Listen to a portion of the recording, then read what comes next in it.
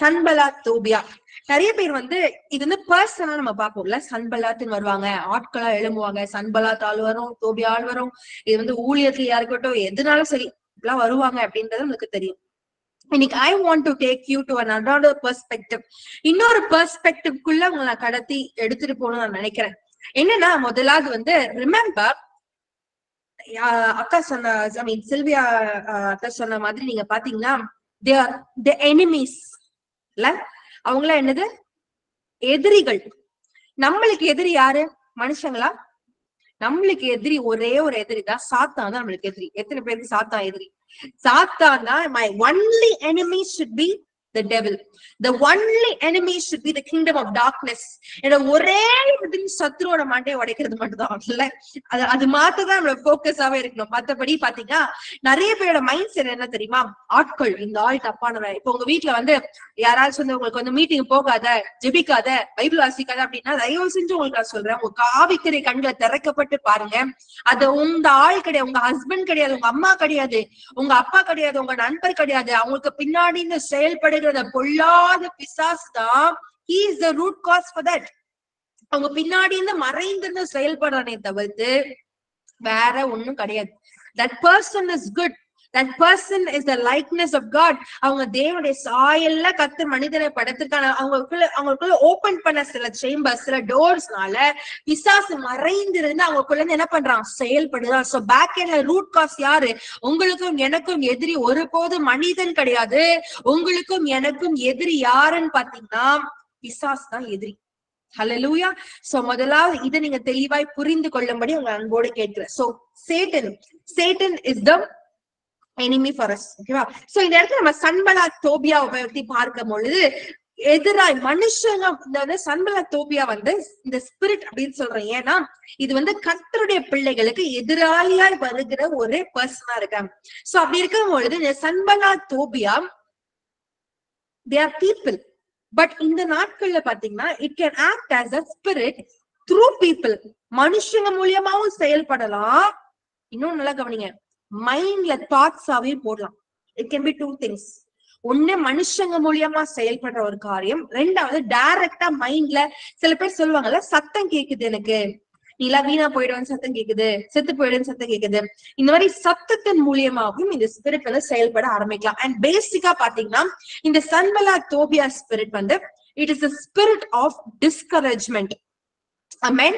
இவன் என்ன பண்ணா, நம்ம ஆவிக்குரிய ரீதியில தோல்வி அடையும்படி, நிறுத்தி விடும்படியாய் செயல்படுகிற ஒரு பொல்லாத ஆவி. ஆமென். இந்த வேளை நீங்க தெளிவா I want to discern, I want you all to discern spiritually. ஆவிக்குரிய ரீதியில இந்த கண்ணோட்டத்தை எல்லாத்தையும் பார்க்கும்படி உங்க நான் அன்போட கேட்கிறேன். ஆமென். சோ அப்படியே கர்த்தர் நம்மளுக்கு கிருபை செய்வாராக. சரி, சோ இந்த வேளையிலயும் பாத்தீங்கன்னா முதலாவது இந்த சன்பலாத் தோபியாவை குறித்து பார்க்கும் பொழுது நம்ம இங்க பார்க்கலாம், அந்த அலங்கத்தை மறுபடி கெட்ட விடாதபடி, அந்த வால்ஸை கெட்ட விடாதபடி செய்கிற ஒரு பொல்லாதாவி இல்ல. சோ அப்படி இருக்கும் போது இந்த வால்ஸை கெட்ட விடாம ஆக்குறது அப்படின்னா என்ன அர்த்தம் அப்படின்னு பார்க்கும்போது ரெண்டு காரியம். முதலாவது காரியம், உங்களுக்கு கர்த்தர் கொடுத்த எய்ம், உங்களுக்கு கர்த்தர் கொடுத்த ஒரு மினிஸ்ட்ரி, உங்களுக்கு கர்த்தர் கொடுத்த ஒரு விஷன், உங்களுக்கு கர்த்தர் கொடுத்த ஒரு காரியத்தை நீங்க செயல்படுத்தும் போது செயல்படாதபடி தடுக்கிற ஒரு ஆவி. ஆமென். சோ இதான் ஃபர்ஸ்ட். ரெண்டாவது காரியம், இது மாத்திரம்தான் அப்படின்னு நினைக்காதீங்க, கிடையாது. உங்க ஆவிக்குரிய வாழ்க்கையிலயும் நல்லா கவனிங்க, please put this in your head.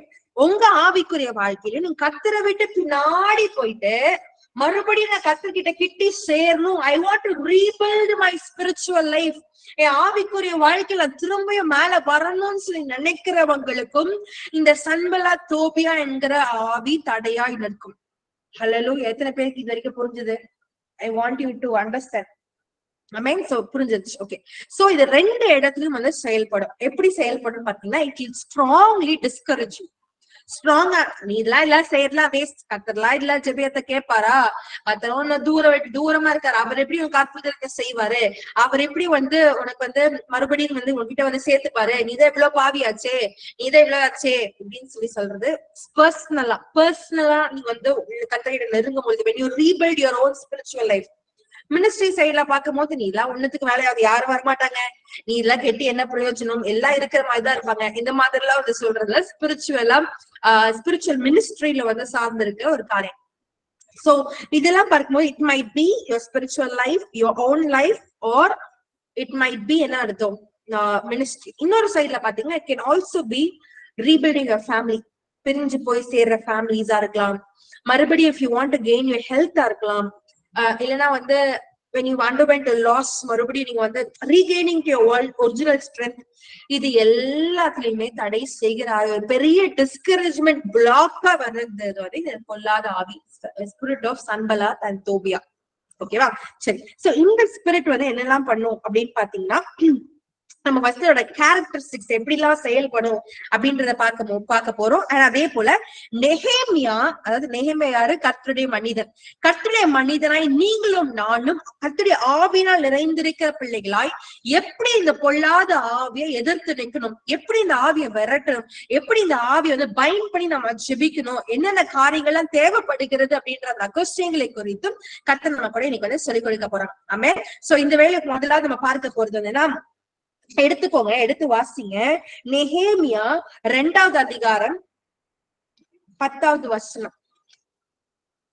இதை ஓரோனியனான சன்பல்லாத்தும் அம்மோனியனான தொபியா என்னும் ஊழியக்காரனும் கேட்டபோது, இஸ்ரவேல் புத்திரரின் நன்மையை விசாரிக்க ஒருவன் வந்தான் என்பது அவர்களுக்கு மிகவும் விசனமாயிருந்தது.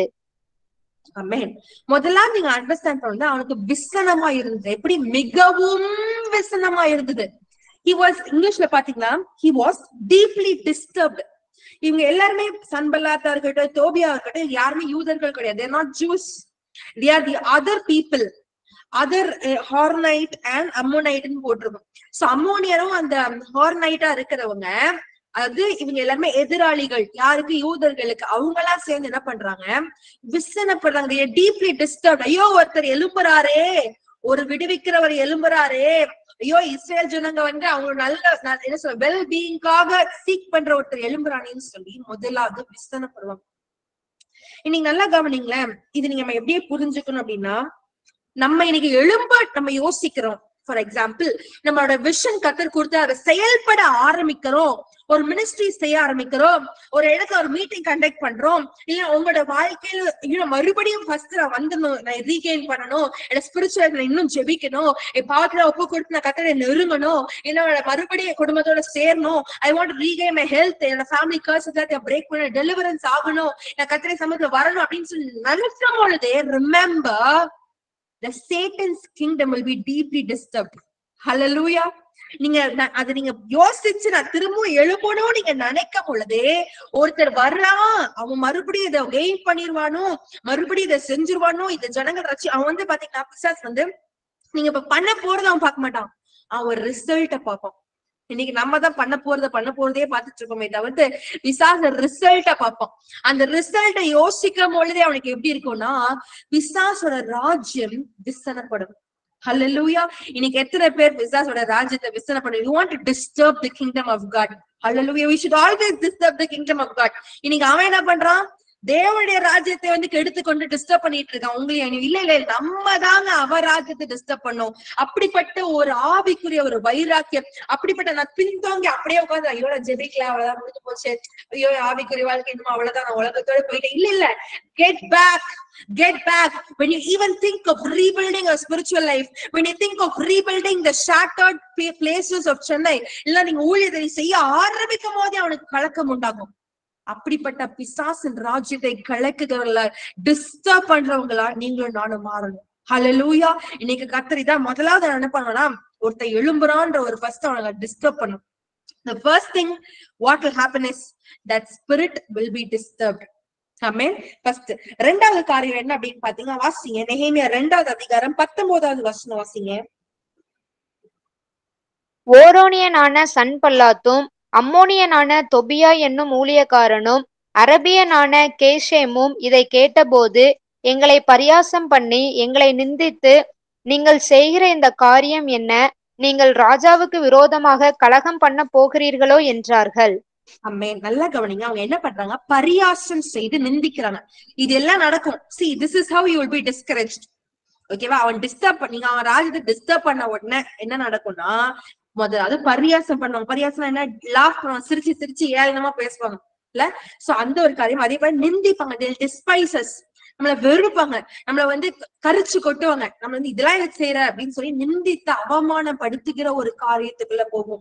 அவங்க என்ன சொல்றாங்க பாருங்களேன், நல்லா கவனிங்க. இந்த ஒரு இடத்துல இவங்க இவங்க 3 பேரும் ஒரே என்ன சொல்ல பிளேஸ் கிடையாது. ஹார்னைட், அம்மோனைட், அரப், 3 டிஃப்ரெண்ட் ஏரியாஸ். ஆனா நீங்க கவனித்து பாருங்க, 3 பேருக்கு சம்பந்தமே இல்லாதவங்க 3 பேரும் ஒன்று கூடி கர்த்தருடைய பிள்ளைக்கு எதிரா வருவாங்க. Hallelujah. By this you will know birds of the same feather flock together. நீங்க எப்பவுமே நினைச்சுக்கோங்க, ஒரே ஆவிய உடையவர்கள் சேர்ந்து நடக்க முடியும். இன்னைக்கு நம்ம எல்லாம் ஒன்னா நடக்கிறோம், ஒரே மாதிரி திங்க் பண்றோம்னா it's because we have the spirit of God within us. திடீர்னு பாத்தீங்கன்னா சில பேர் இருப்பாங்க, கிறிஸ்டியனா இருப்பாங்க, திடீர்னு பார்த்தா பிசாசு கூட சேர்ந்து இன்னொருத்தர் மூலியமா சேர்ந்து நீங்க ஜெபிக்கிறவங்க பார்த்து கேட்பாங்க. தட் மீன்ஸ் தட் அவங்க மூலியமா சத்துரு கிரியை செய்யறான். உங்களுக்கு விரோதமா பரிசுத்த ஆவியானவருக்கு விரோதமா, உங்களுக்குள்ள இருக்க பரிசுத்த ஆவியானவருக்கு விரோதமா செயல்படுகிற நிறைய ஸ்பிரிட் சேர்ந்த அதோட ஒரே கோல் என்ன தெரியுமா? உங்களை கர்த்தர்கிட்ட நெருங்க விடக்கூடாது. ஆமென். சோ இந்த இதுல நோக்கத்துல நிறைய பேர் சேர்ந்து கூட உங்களுக்கு எதிர்த்து வரலாம், தனியா கூட வரலாம். சோ இதை ஃபர்ஸ்ட் நீங்க தெரிஞ்சுக்கோங்க. சோ அந்த இடத்துல அவங்க சொல்ற ஒரு காரியம் என்ன, வாசிங்க, மறுபடியும் வாசிங்க. 19th verseல அவங்க என்ன கேக்குறாங்க? ஓரோனியனான சன்பல்லாத்தும் அம்மோனியனான தொபியா என்னும் ஊழியக்காரனும் அரபியனான கேஷேமும் இதை கேட்டபோது எங்களை பரியாசம் பண்ணி எங்களை நிந்தித்து, நீங்கள் செய்கிற இந்த காரியம் என்ன? நீங்கள் ராஜாவுக்கு விரோதமாக கலகம் பண்ண போகிறீர்களோ என்றார்கள். ஆமென். நல்லா கவனிங்க, என்ன நீங்க செய்றீங்க? ராஜாவுக்கு விரோதமா நீங்க செஞ்சிருவீங்களா அப்படின்னு பார்த்து கேக்குறாரு. நல்ல ஒரு காரியத்தை நான் காமிக்க விரும்புகிறேன். அதே முன்னாடி வாசிங்களேன், 17-18 வசனங்கள் வாசிங்க. பின்பு நான் அவர்களை நோக்கி, எருசலேம் பாழாயிருக்கிறதையும் அதன் வாசல்கள் அக்கினியால் சுட்டரிக்கப்பட்டு கிடக்கிறதையும் நாம் இருக்கிற சிறுமையையும் பார்க்கிறீர்களே. நாம் இனி நிந்தைக்குள்ளாயிராதபடிக்கு எருசலேமின் அலங்கத்தை கட்டுவோம் வாருங்கள் என்று சொல்லி, என் தேவனுடைய கரம் என்மேல் நன்மையாக இருக்கிறதையும் ராஜா என்னோட சொன்ன வார்த்தைகளையும் அவர்களுக்கு அறிவித்தேன். அப்பொழுது அவர்கள் எழுந்து கட்டுவோம் வாருங்கள் என்று சொல்லி அந்த நல்ல வேலைக்கு தங்கள் கைகளை திடப்படுத்தினார்கள்.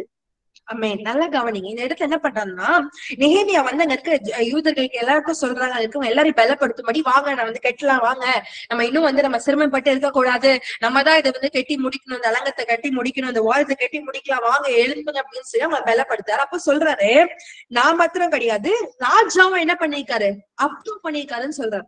ரைட்டா? இந்த ராஜா யாரு? சைரஸ் என்ற ராஜா. சரியா? ராஜா அப்ரூவல் பண்ணிட்டாருன்னு சொல்லிட்டாங்க. ஆனா நல்லா கவனிங்களா, இந்த இடத்துல பாருங்க, சன்பலா, தோபியா, ஜெஷம், இவங்க 3 பேரும் சேர்ந்து என்ன சொல்றாங்க, ராஜாவுக்கு விரோதமா நீ எப்படிப்பா நீ வந்து எதிர்த்து வருவ? இதுக்கு எந்த ராஜாவா இருக்குன்னு தெரியுமா? This king is the Satan. அவங்களுக்குள்ளே ராஜா யாரு? சத்ரு, பிசாசானவன். Satan is the king. உலகத்தின் ராஜாவா இருக்கிறவன் யாரு இப்போதைக்கு? He is the prince of the earth. யாரு? பிசாஸ், கொல்லாத பிசாசு, சேட்டன். அவங்க சொல்றாங்க, நீ பிசாசுக்கு எதிர்த்து வந்துருவியா? அவங்க ராஜான்னு சொன்னது சைரஸ் கிங் கிடையாது. ஏன்னா சைரஸோட அப்ரூவல்ல தான் நெகேமியா வந்து அவங்க கெட்டலாம் வாங்கன்னு சொல்றாரு. ஆனா இந்த இடத்துல நடக்கிற ஒரு காரியம் என்ன அப்படின்னு பாத்தீங்கன்னா, அவங்க சொல்ற ஒரு காரியம், ராஜாவுக்கு எதிர்த்து நீ செஞ்சிருவியா? எந்த ராஜா? அவங்களோட ராஜா எல்லாம் சாத்தான் தான் உங்களுக்கு ராஜா. ஃபர்ஸ்ட் நீங்க நல்லா தெரிஞ்சுக்கணும். சோ அவங்க என்ன மோட்டிவ்ல கேக்குறாங்கன்னா, பிசாசுக்கு எதிர்த்து நீ செஞ்சிருவியா?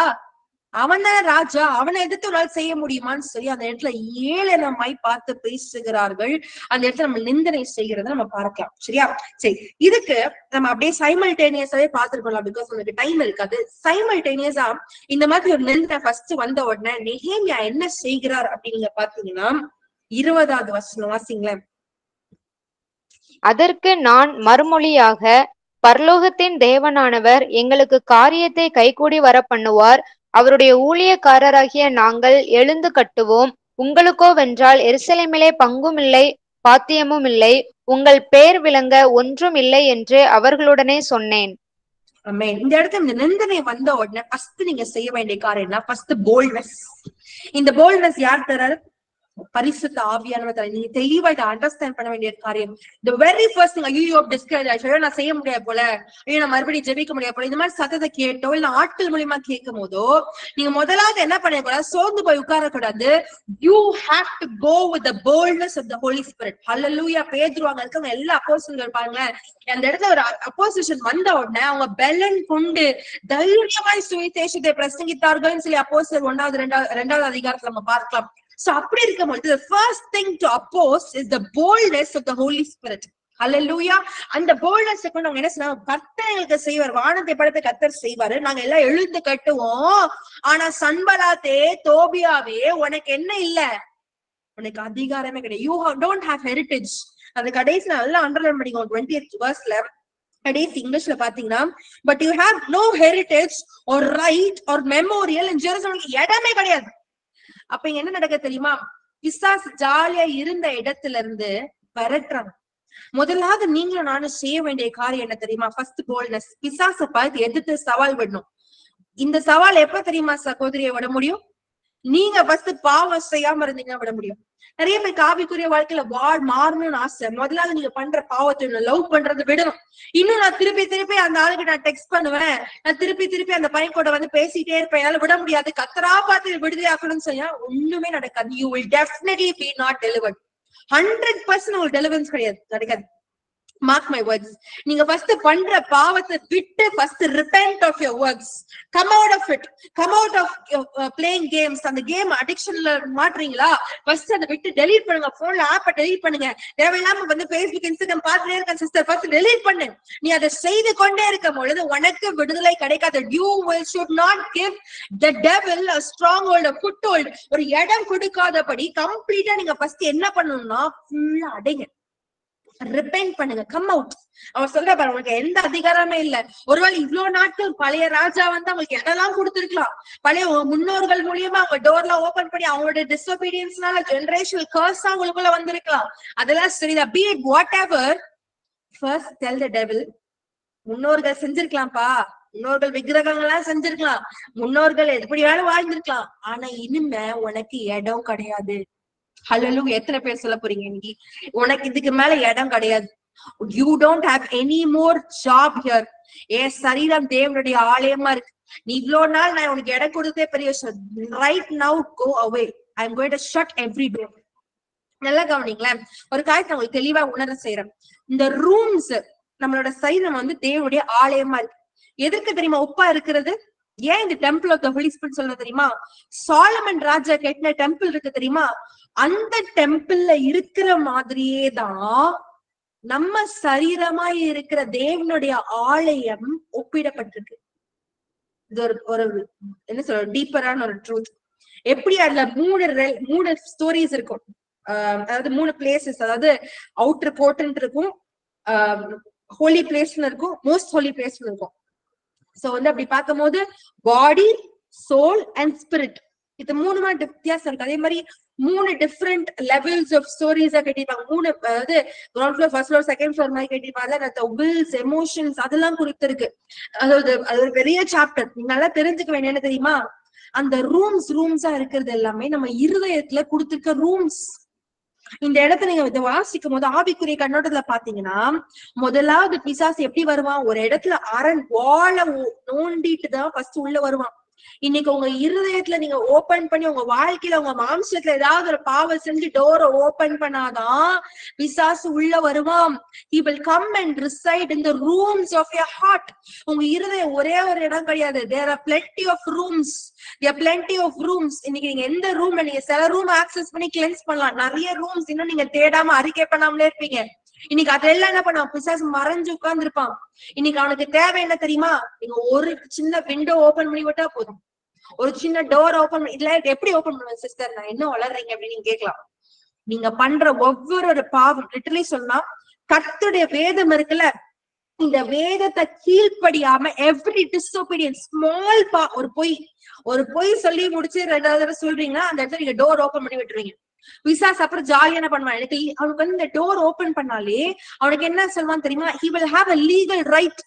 என்ன தெரியுமா கர்த்தருடைய சமூகத்துல போய் சொல்லுவான், ஆமா நீங்க வார்த்தையில போய் சொல்லாதுன்னு எழுதிருக்கீங்க, அவதான் கீழ்படியவே இல்லை. ஆனா நான் ஜாலியா உள்ள போயிட்டேன். கத்தர் கேட்பாரு ஏன் போனேன்னு கேட்பாரு. அப்ப ஜாலியா சொல்லுவான்.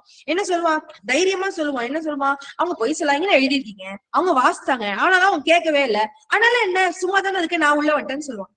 இன்னைக்கு every disobedience your opening a door. Idea நீங்க நல்லா தெரிஞ்சுக்கோங்க.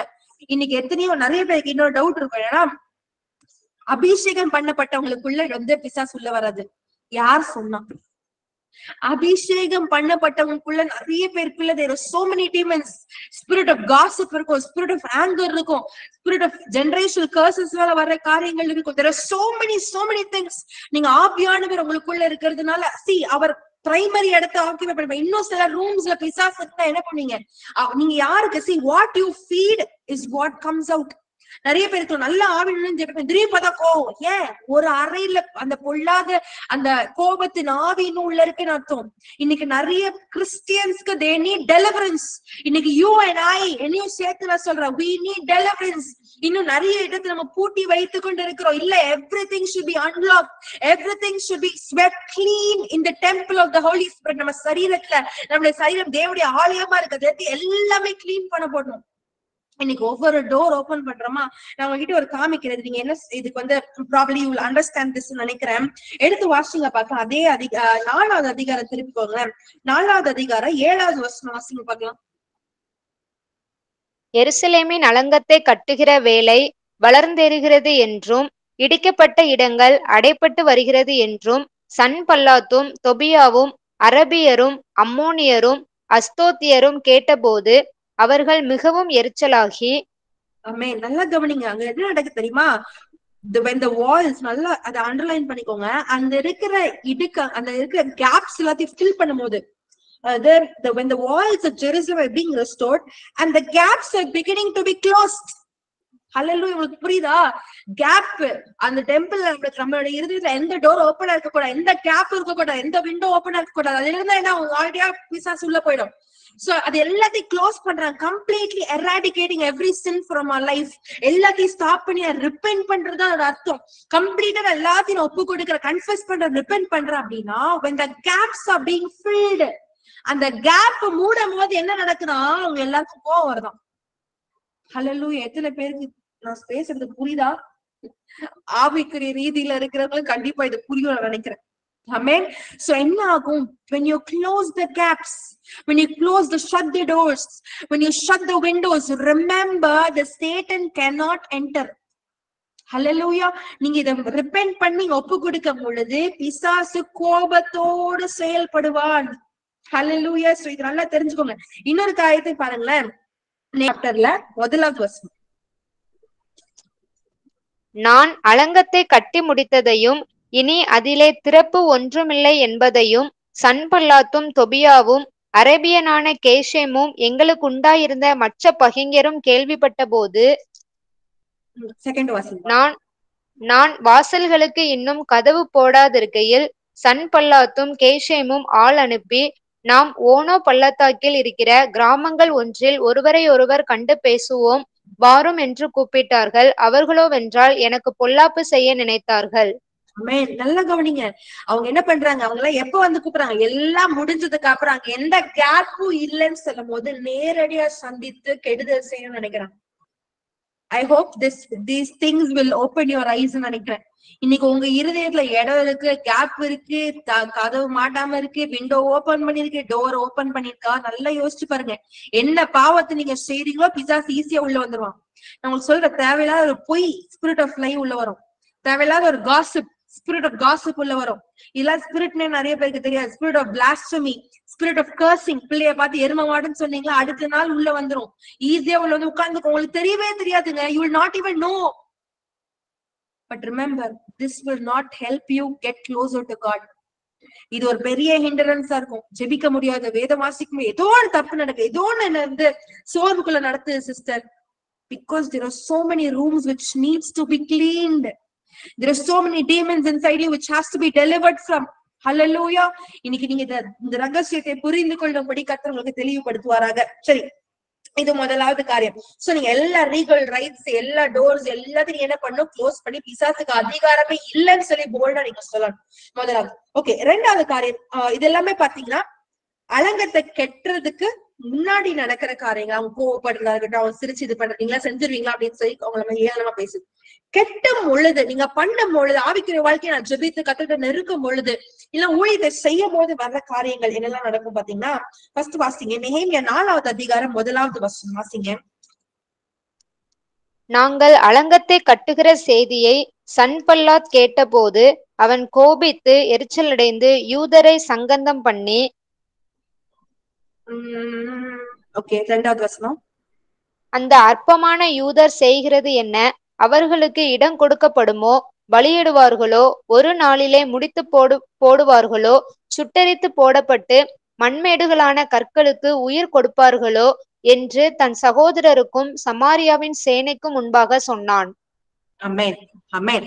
சோ இதுல முதலாவது என்ன நடக்குதுன்னா, கெட்டும் பொழுது என்ன நடக்குதுன்னா, அவனை என்ன பண்றான், he became angry, furious ஆவறான், கோபித்து அவன் என்ன பண்றான், ஏளனமா பேசுறான். he mocks the Jews.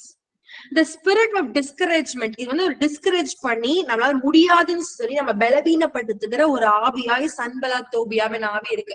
and it is a mocking spirit, நம்மள குறித்து ஏளனமா பார்த்து சிரிக்கிற அளவுக்கு செய்யப்படும்படியாய் செயல்படுகிற ஒரு ஆவி இது. இந்த ஆவி என்ன பண்ணும் தெரியுமா, இந்த பர்சன் மூலியமா சில கேள்விகளை கேட்குது. முதலாவது கேள்வி, 2வது வசமான யூதர்கள் செய்கிறது என்ன? அதாவது இங்கிலீஷ்ல பாத்தீங்கன்னா, what are these feeble Jews doing? அதான் உங்களை பார்த்து வந்து அற்பமா என்னமா, உங்களை பார்த்து என்ன, ஃபீபிளோட இன்னொரு மீனிங் என்ன தெரியுமா, ஃபீபிள்னா உங்களுக்கு பலன் இல்லைன்னு அர்த்தம். அவனுக்கு வந்து என்ன சொல்றான், உனக்கு பலனே இல்ல, நீ எப்படி செய்வ, உன்னாலே முடியாது, நீ எப்படி காலைஞ்சு ஜெயிப்ப, உனக்கு தான் இந்த பலவீனாச்சு, நீ எப்படி பைபிள் வாசிப்ப, உனக்கு எப்படி இங்க இருந்து அங்க போய் வந்து இதெல்லாம் சொல்ல, உனக்கு ஆள் பலன் இல்ல, எதுவுமே இல்லை, உனக்கு பலனே இல்லை அப்படின்றத பார்த்து அவன் 7 மாதிரி ஃபர்ஸ்ட் பார்ப்பான். இதே இது இவன் இதெல்லாம் பேசுறான்ல, ஆனா நெகேமியாக்கு எது தெரியுமாங்க பலனா இருந்தது, அவனுக்கு பலனா இருந்தது எல்லாமே கர்த்தருடைய பலன். Hallelujah. See, you don't need people. நல்லா கவனிங்க, you don't need people. You don't need your own strength itself. என் பலவீனத்துல தேவனுடைய பலன் பூர்ணமாய் விளங்கும். Hallelujah.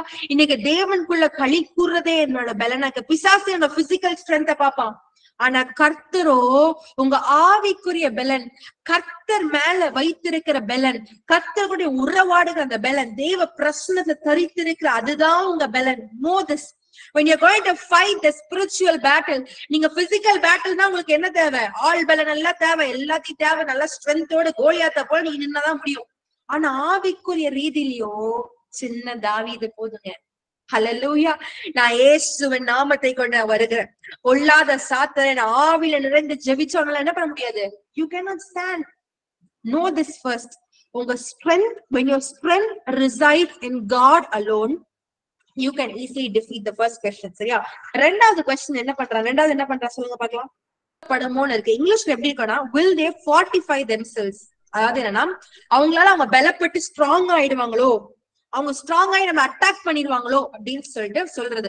அதுக்கு நெகேமியா என்ன பண்றாருன்னா, சேம் திங். இந்த ஃபர்ஸ்ட் 2 கொஸ்டினுக்கு ஒரே தான், கர்த்தர் தான் எனக்கு பலன், நான் பலப்படுறேன். See, when you என்ன சொல்ற, இந்த வால்ஸ் இருக்குல்ல, இந்த வால்ஸ கெட்ட போது, என்ன ஒரு சிட்டினாலும் ஃபர்ஸ்ட் வால்ஸ கட்டிட்டு தான் அதுக்கப்புறம் தான் வீடு எல்லாத்தையும் சரி பண்ணுவாங்க. சோ அப்படி பார்க்கும் போது ஃபர்ஸ்ட் வால்ஸ் சரி பண்ணும். இன்னைக்கு நம்மளோட டிஃபென்ஸ், நம்மளுடைய கிரியைகளை சரிப்படுத்தினாதான் அடுத்தது நம்ம ஆவிக்குரிய வாழ்க்கையில வளர முடியும். சோ இன்னைக்கு முதலாவது என்னன்னா, நம்மளோட கிரியைகள் நம்ம ஸ்ட்ரென்த் பண்ணி, we should confess and repent from our sins. நம்ம பாவத்தை அறிக்கை செய்து விட்டு விடணும், அதுதான் நம்மளை பலப்படுத்தும். Hallelujah. So this is how you strengthen your spiritual life. This is how you get fortified. When you இதெல்லாம் நீங்க ஒண்ணும் இல்ல, நீங்க பாவம் செஞ்சுட்டே ஏசு நாமத்துல வெளியே போ அப்படின்னா போகுமா? கண்டிப்பா போவாது. நீங்க அந்த பாவத்தை விட்டு வெளியே வந்தா மாத்திரம், அந்த போன் காலை நீங்க திரும்பி பண்ணாம இருந்தாதான், அந்த நபர் கூட நீங்க பேசாம இருந்தாதான் உங்களால என்ன பண்ண முடியும்னா வெளியே வர முடியும். நீங்க பாவம் செய்துட்டு ஊழியம் செய்ய முடியாது. ஊழியர்காரங்க நான் இதை சொல்றேன், that ministry will not be powerful. அது ப்ராஃபட்டிக்கா இருக்காது, அது கர்த்தருடைய ஆவினால் நடத்தப்படுற ஒரு ஊழியமாவே இருக்காது. சரியா? அவனுக்கு அடுத்தது என்ன பயம் தெரியுமா சத்துருக்கு? எங்க வலின்றது என்ன தெரியுமா, நம்மளையே ஜீவ பலியா ஒப்பு கொடுக்க. ரோமர் 12வது அதிகாரம் 1வது வசனம்ல நம்ம சரீரத்தை பரிசுத்தமாகவும் ஜீவ பலியா ஒப்பு கொடுக்கிறது தான் கர்த்தருடைய பார்வையில பலி. அண்ட் அதே போல பிரைஸ் பண்றதுதான் தேவனுடைய சமூகத்துல பலி. அவனுக்கு அடுத்து என்ன செய்யும், இவங்க பலி வெட்டுவானா அப்படின்னு யோசிக்க அவனுக்குள்ள லைட் ஒரு கலக்கம் உண்டாகுது இல்ல. அவன் பலியிடுறத குறித்து யோசிக்க, எப்படி அவனே கொடுத்துருவானா. நம்ம 45 பண்ணும் போதே நம்ம சுத்திகரித்து கன்ஃபஸ் பண்ணி ரெப்பன்ட் பண்ணிடுவோம். உன்னையே நீ கத்திருக்க, Lord I give my everything to you சொல்லிடுவானா, முழுமையா நான் கொடுக்கறேன்னா சொல்லிடுவானா அப்படின்னு சொல்லி அந்த இடத்துல சத்ருவானவன் கேட்கிறான். he questions about your surrenderance. இதெல்லாம் அவன் கேட்கறான்னா நீங்க என்ன பண்ண தெரியுமா, இதெல்லாம் செய்யணும். நெகேமியா என்ன செஞ்சாரு அந்த இடத்துல, இது எல்லாத்தையும் செய்வாரு. கம்ப்ளீட் அந்த பலியிடுறதா இருக்கட்டும், கர்த்தருடைய சமூகத்துல அவனை பலப்படுத்துறதா இருக்கட்டும், இதெல்லாம் அவன் செய்யணும். This is how you destroy the devil. சரியா, அவன் என்ன பண்ண முடியும், செஞ்சிட முடியுமா அப்படின்னு சொல்லி யோசிக்கிறான். ஆனா கர்த்தருக்கு என்னங்க, 1000 நாள் ஒரு நிமிஷம் மாதிரி, ஒரு செகண்ட் மாதிரி இல்ல, ஒரு நாள் அவனுக்கு டைம் லிமிட் வைக்கிறான். டைம் லிமிட் இத்தனை நாட்கள நல்லா யோசிச்சு பாருங்களேன். நீங்க ஓகே, ஒரு மாசத்துக்குள்ள நான் மனம் திரும்பினா இந்த ஆள் ரசிக்கப்பட்டுருவாரா, ஒரு வருஷத்துக்குள்ள 10 வருஷம் ஆனாலும் ரசிக்கப்பட மாட்டான். அவனுக்கு அந்த மாதிரி கன்ஃபெஷன்ல இருக்கலாம். இதெல்லாம் யார் தெரியுமா கொடுக்குறது, பிசாஸ். ஒரு நாள்ல முடிச்சுவாரா, ஒரே செகண்ட்ல எல்லாம் மாறிடுமா அப்படின்னு சொல்லி நினைக்கிறது. இல்ல இல்ல இல்ல இல்ல, பிசாஸ் உங்களை மைண்ட்ல போடுவான். என்ன இது ஒரு ஜெபம் பண்ணிட்டா நீ ரசிக்கப்பட்டிருவியா, நீ மறுபடியும் அந்த இழந்த அபிஷேகத்தை பெற்றுக்கொள்வியா, ஒரு ஜெபம் பண்ணிட்டா நீ கர்த்தரோட நேசிக்கிறான்னு அர்த்தமா, நீ ஒரு ஸ்டெப்ல போய் ஒரு இடத்துல போய் நீ சுவிசேஷம் சொல்லிட்டா ஊழியம் பண்ணிட்டுன்னு அர்த்தமா. இது எல்லாமே அர்த்தம். See, this is the tactics of the devil. Know it.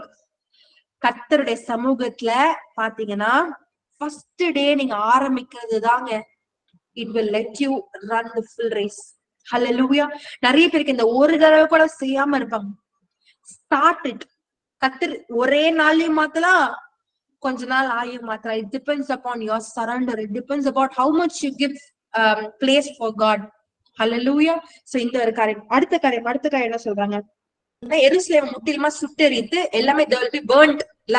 அந்த burnt-ஆன இடத்துல அதை வச்சு மறுபடியும் கட்டிடுவாங்களோ, செத்து போன இடத்துல செஞ்சிட முடியுமோ. இதுக்கு ஒரு அழகான ஒரு எக்ஸாம்பிள் கர்த்தர் நம்மளுக்கு எசேக்கியேல் தீர்க்கதரிசியில சொல்லிருக்காங்க. எசேக்கியேல் 37வது அதிகாரத்துல நீங்க பாத்தீங்கன்னா உலர்ந்த எலும்புகள் இருந்த இடம் நீங்க நோட் பண்ணிக்கோங்க.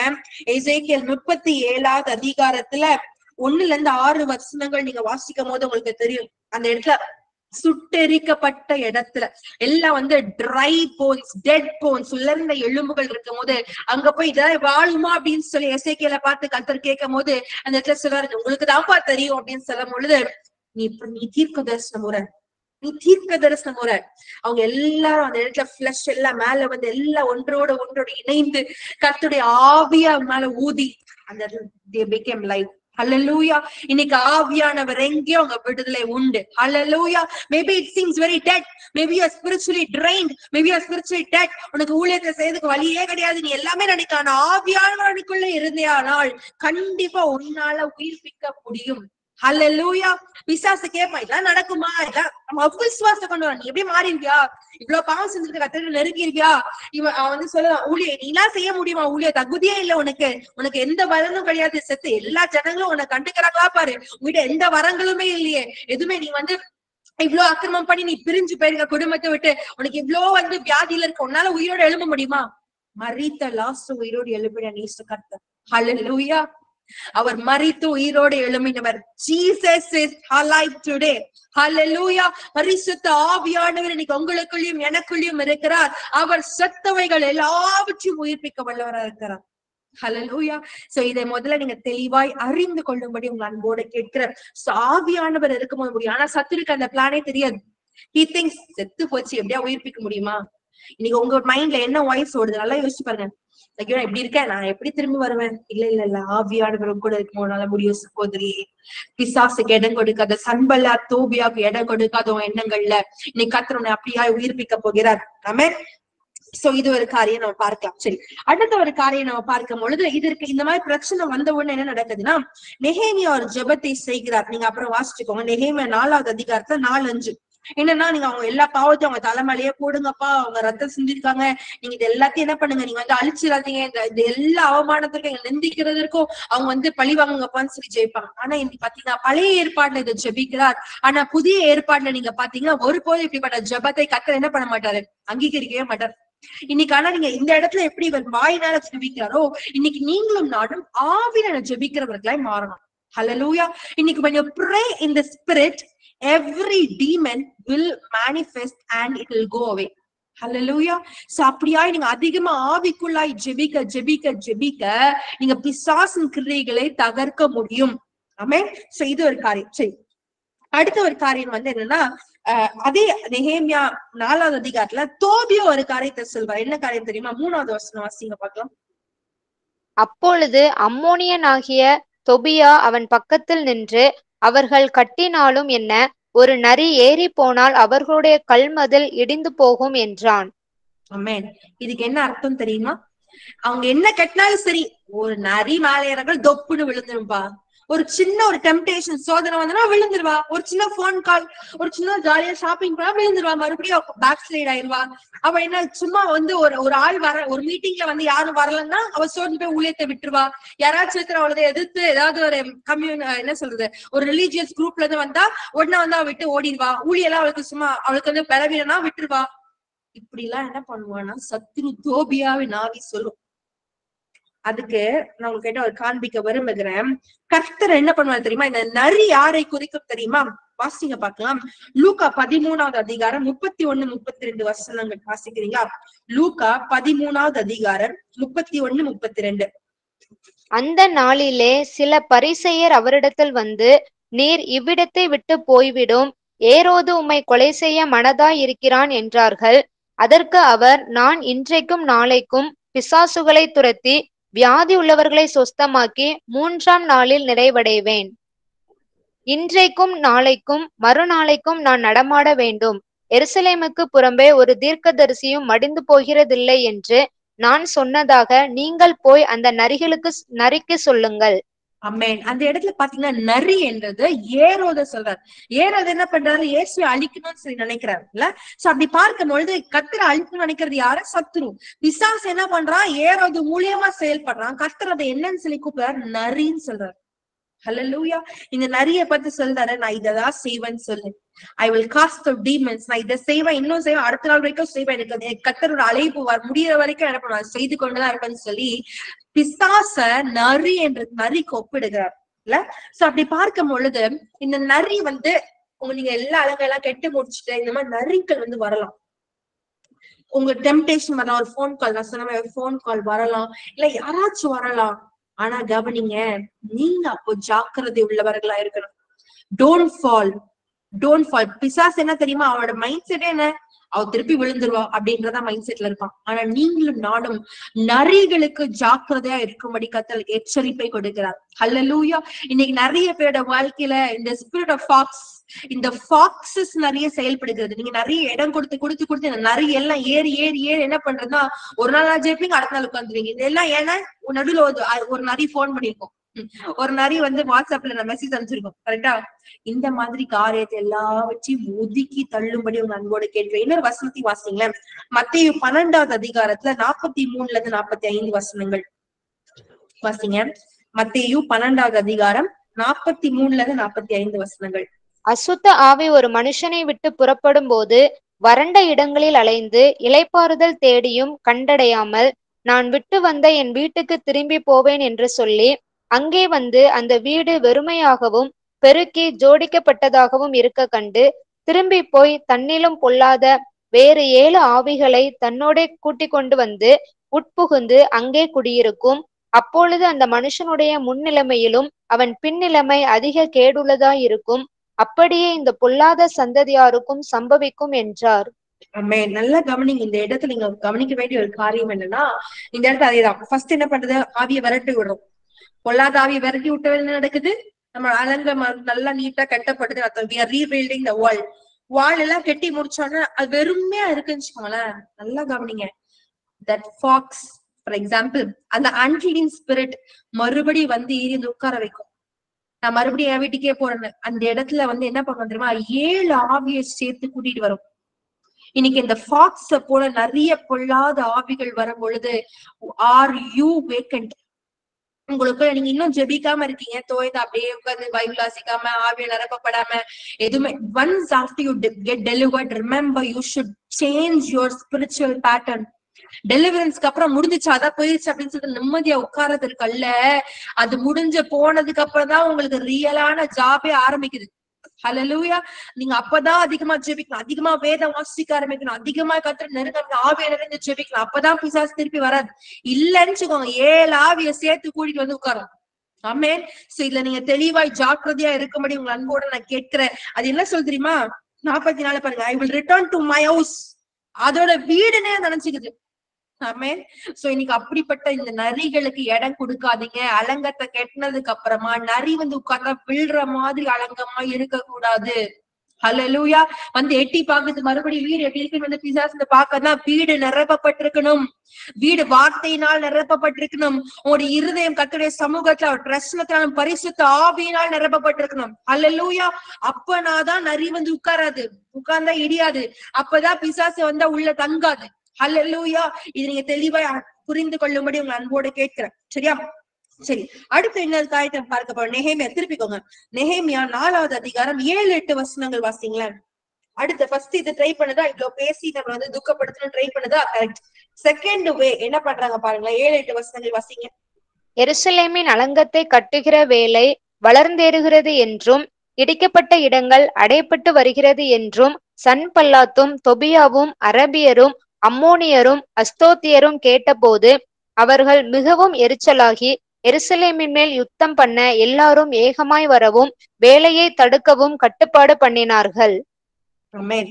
நல்லா கவனிச்சு பாத்தீங்கன்னா, இது வந்து எப்போ இது நடக்குதுன்னா, 6வது வருஷத்தை பாத்தீங்கன்னா பாதி தூரம் வந்துருவாங்க, பாதி தூரம் கட்டிடுவாங்க அலங்கத்தை. பாதியில இருப்போம், கத்திர நெருங்குற பாதிய ஊழியத்துல பாதி நிறைவேற்றி கொண்டிருப்போம். அப்போ வருகிறது என்ன தெரியுமா? நெக்ஸ்ட் திங் 8வது வசனம் நான் இங்கிலீஷ்ல வாசிக்கிறேன். And all of them conspired together to come and attack Jerusalem and create confusion. இது தமிழ்ல எனக்கு எப்படி இருக்குன்னு தெரியல, பட் நல்லா கவனிச்சு பாருங்க. இந்த டிஸ்கரேஜ்மெண்ட், இந்த நம்ம வந்து மார்க் பண்ற இந்த ஆவி, பொல்லாத சன்பலேயா தோபியாவின் ஆவி டிஸ்கரேஜ்மெண்ட் கொண்டு வராது, அடுத்தது கன்ஃபியூஷன் எடுத்துட்டு வரும். ஹல்லேலூயா. எத்தனை பேர் புரியுது?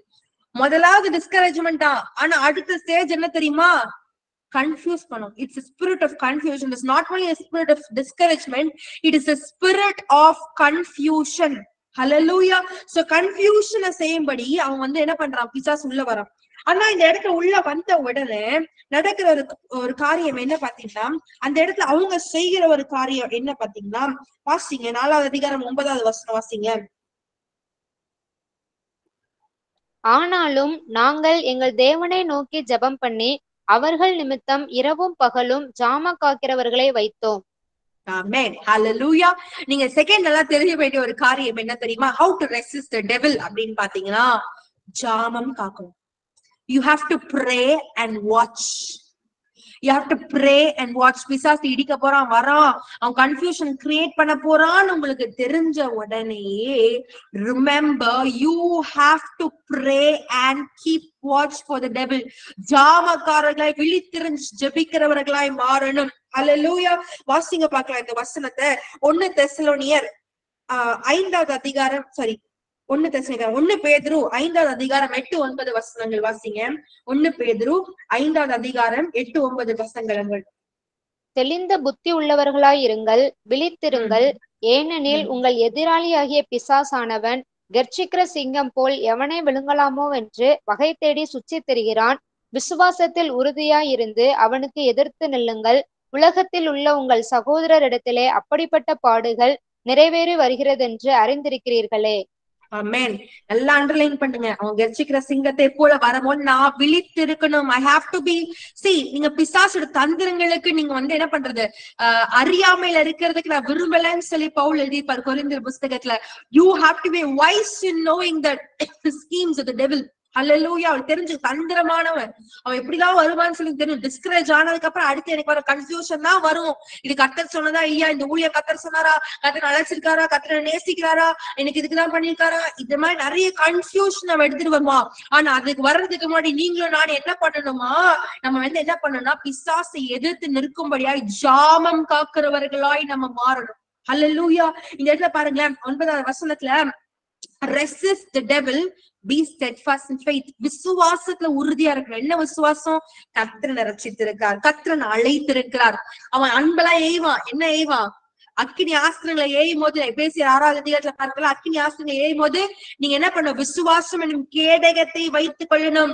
அந்த கேடயம் இன்னைக்கு இருக்க, இன்னைக்கு நிறைய பேருக்கு அந்த கேடயம் இல்லாதவர்களை வாழ்ந்து கொண்டிருக்கோம். கர்த்தர் அழைத்திருக்காருன்னா கர்த்தர் ஆரம்பித்தவர் முடிக்கிறேன்னு சொன்னார்னா முடிப்பார்.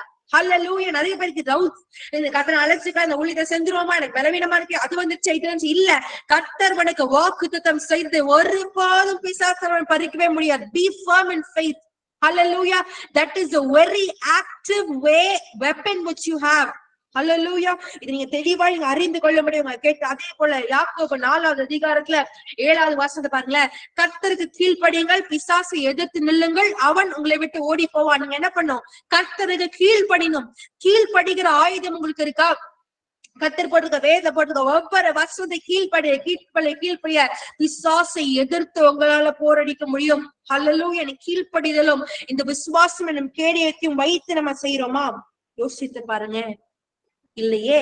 நம்ம என்ன பண்றோம்? ஜாமம் காக்கிறவர்களா இரவும் பகலும் என்ன பண்ணோம்? காத்துட்டே இருக்கோம். We have to be awake in prayer. எப்படி கர்த்தருடைய வருகைக்காக விழித்திருந்து ஜெபம் பண்ணுங்கள் அப்படின்னு சொல்லி கர்த்தர் சொல்ல, திருடனை போல கர்த்தர் வருவாருன்னு சொல்லாரு. அதே போல சத்துருவும் அப்படிதாங்க வருவான். நீங்க விழித்திருக்கணும், ஜாக்கிரதையா இருக்கணும், ஆவிக்குரிய கண்கள் திறக்கப்பட்டவர்களா இருக்கணும். ஆமென். சரி, அடுத்த ஒரு காரியம் நீங்க பார்த்தோம்னா நம்ம இங்க பார்க்கலாம். இதே 4வது அதிகாரத்துல 10வது வசனம் பார்த்தீங்களேன். நெகேமியா 4:10. அப்பொழுது யூதா மனிதர், சுமைக்காரரின் பலன் குறைந்து போகிறது, மண்மேடு மிச்சமாயிருக்கிறது, நாங்கள் அலங்கத்தை கட்டக்கூடாது என்றார்கள். ஆமே. நல்ல கவனிங்க. இந்த இடத்துல கன்ஃபியூஷன் சொல்லிட்டாங்களா? இவங்க என்ன நடக்குது பாருங்களேன். உள்ள கன்ஃபியூஷன் வருது. என்ன கன்ஃபியூஷன்? ஐயோ இவங்களுக்கு பலனே இல்ல. அவ்வளவு நேரம் அவங்களோட பலன் யாருங்க? கர்த்தர் தான் பலன். அங்க பாருங்க, அதுல 2வது அதிகாரத்துல 20வது வசனம் சொல்ற என்ன சொல்றாங்க? கர்த்தர் வானத்தை உண்டாகிற கர்த்தர் எங்களோட நாங்க செய்து முடிச்சிருவோம். அந்த பலத்தோடதான் செய்யறாங்க. எல்லா நிந்திரி அவமான எல்லா கன்ஃபியூஷனுக்கும் செய்யறாங்க. ஆனா இந்த இடத்துல பாருங்க, பலன் இல்லாம போதே. அவங்க மனுஷ பலனை பாக்குறாங்க. அது மாத்திரம் கிடையாது. இன்னொரு காரியம் என்னன்னா, அங்க ரப்பிஷ் என்னன்னா அதுல இருக்க எடுத்து போட்டதான் அலங்கத்தை திருப்பி கட்ட முடியும் இல்ல. அந்த மாம்சம் இருக்கிறத பார்க்கிறார்கள். இந்த ரப்பிஷ் என்பது சொல்றதுக்கு மாம்சத்திற்கு அர்த்தம். மாம்சம் மேலோங்குதே. நிறைய பேருக்கு தான் பிரச்சனை இல்ல ஆவிக்குரிய வாழ்க்கையில. ஐயோ எனக்கு ஆசையா இருக்கே, நான் எப்படி செய்யாம இருக்குது, அவங்க கூப்பிடுறாங்க எங்க கூப்பிடுறாங்களே, ஐயோ நான் போன் எப்படி விளையாட, சினிமா எப்படி பார்க்காம இருக்குது, இந்த மாதிரியான கன்ஃபியூஷன் உள்ள வரும். ஹல்லேலூயா. ஒன்ஸ் இது எப்ப தெரியுமா வரும்? பாதி கட்டும் போதுதான் வரும். பாதி கட்டும் போது டெம்ப்டேஷன் வரும். பாதி கட்டினதுக்கு அப்புறம் பாதி கட்டோட ஜெபிச்சுக்கிட்டே இருக்கும் போது பாத்தீங்கன்னா ஒரு போன் கால் ஐயோ பேசிடலாமான்னு தோணும். மாம்சம் வெளியே வரும். ஒரு சின்ன ஒரு கோவம் வரும். இல்லைன்னா என்ன சொல்லுவாங்க, மன்னிக்க முடியாத ஒரு சூழ்நிலை வரும். நல்லா கவனிங்க. This is how the devil creates confusion. இது நீங்க இது எல்லாமே வேதத்துல போட்டிருக்கிறது நம்ம விளக்கி நம்ம பார்க்கிறோமே தவிர்த்து இது எல்லாமே வேதத்துல இருக்கிறது நம்ம பொறுமையா வாசிக்கும் பொழுது நம்மளுக்கு எல்லாமே புரியும். ஹல்லேலூயா. அதே போல பாருங்களேன், இன்னொரு பிளான் பிசாசு என்ன போடுற பாருங்க. நமக்கு எல்லாம் இவங்களுக்குள்ள கன்ஃபியூஷன் லைட்டா வர ஆரம்பிக்குது. கன்ஃபியூஷன் வந்ததுக்கு அப்புறம் ஐயோ இந்த பலன் இல்லையே, இல்ல மாம்சம் மேலங்குதேன்னு சொல்லி யோசிச்சுட்டு இருக்கும் போது பிசாசு என்ன பண்றான்னு தெரியுமா? என்ன பண்றான்? வாசிங்க 11வது வசனம் வாசிங்களேன். எங்கள் சத்துருக்களோ வென்றால் நாங்கள் அவர்கள் நடுவே வந்து அவர்களை கொன்று போடும் மட்டும் அவர்கள் அதை அறியாமலும் பாராமலும் இருக்க வேண்டும். இவ்விதமாய் அந்த வேலையை ஓய பண்ணுவோம் என்றார்கள்.